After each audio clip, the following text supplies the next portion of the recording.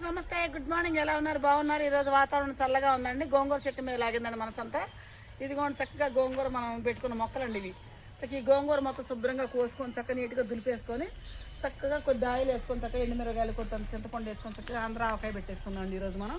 చాలా మంచిగా అనిపిస్తున్నాయి కదండి చెట్లు మీకు. చక్కగా ఫ్రెష్గా ఉందండి కూర, ఏ పురుగు గట్ట లేకుండా దీన్ని మొత్తం కోసేసుకుందామండి. ఇదిగోండి చక్కగా గోంగూర చక్కగా ఫ్రెష్గా చక్కగా తాజాగా భలే ఉంది కదండి. కోసుకొచ్చామండి. దీన్ని చక్కగా ఇప్పుడు వేయించుకుందాం మనం. ఇదిగోండి దానికి కావాల్సిన ఎండుమిరగాయలు తొడలు తీసుకుందామండి.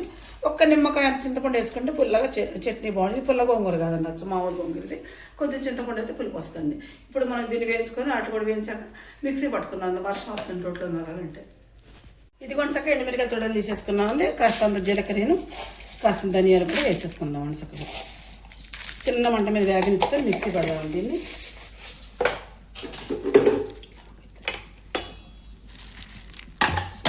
ఇదిగోండి చక్కగా కొద్దిగా నూనె వేసుకున్నాను.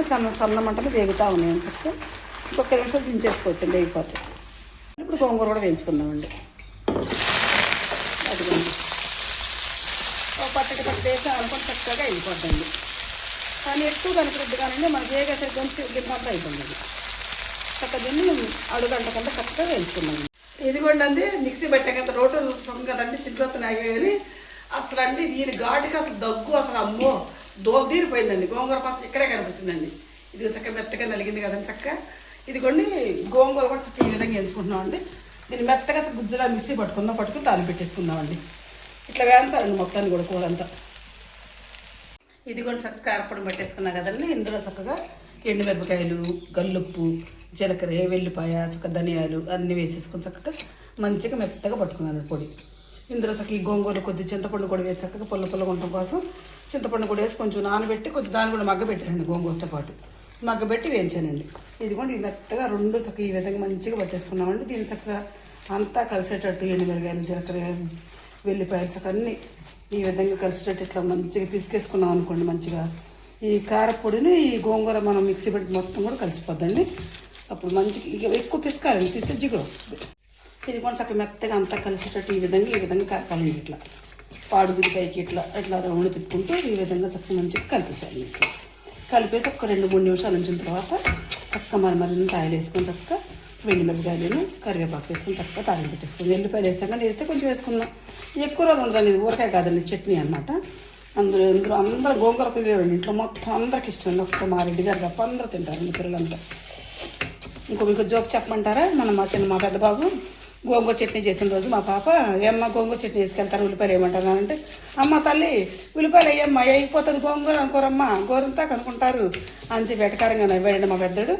ఈరోజు సాయంత్రం అడుగుచ్చు చాలా హ్యాపీ అన్నట్టు. చిన్నకి చాలా ఇష్టం అండి. మా కిట్టు తింటాడు, తమ్ముడు అందరం తింటాం, పాప అందరికి ఇష్టమేనండి. ఇదిగోండి ఈ విధంగా చక్కగా ఉంచుకున్నామండి. ఇప్పుడు ఆయిల్ పోసుకుని చక్కగా తాలింపు పెట్టేసుకున్నామండి.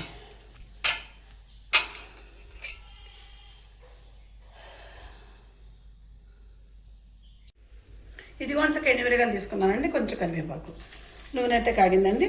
ఫస్ట్ ఎండుమిరగాయలు వేస్తానండి, తర్వాత కరివేపాకు.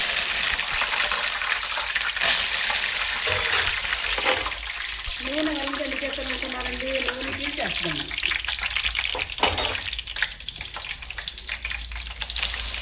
చక్కగా వేయని కదండి, కూర కూడా వేసేస్తాను.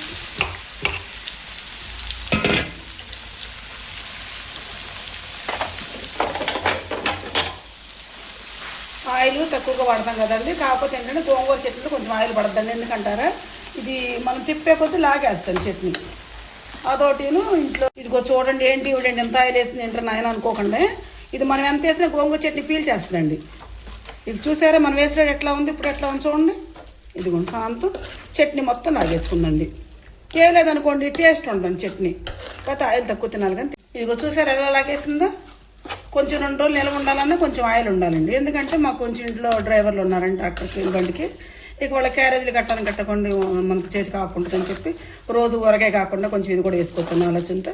గోంగూర చట్నీ పిన్ని పెట్టేద్దాం పిన్ని అంటే గౌగవ కోసుకొచ్చి ఇద్దరం కోసి ఇది కూడా చక్కగా 9 మొదలు పెట్టుకొని 11 గోంగూర చట్నీ చేసేసరికి. అదే రోడ్ చట్నీ అయితే ఇంకా చాలా టైం పట్టేది. కాకపోతే పాప నుంచి పని చేయబట్టి తొందరగా అయిపోయిందండి. చూసారా, నేనైతే గోంగూర చట్నీ ఈ విధంగా మిక్సీ బట్టి చక్కగా రెడీ చేసుకున్నానండి. నేను చేసే విధానం మీకు నచ్చితే నాకు ఒక లైక్ ఇచ్చేయండి. Please subscribe.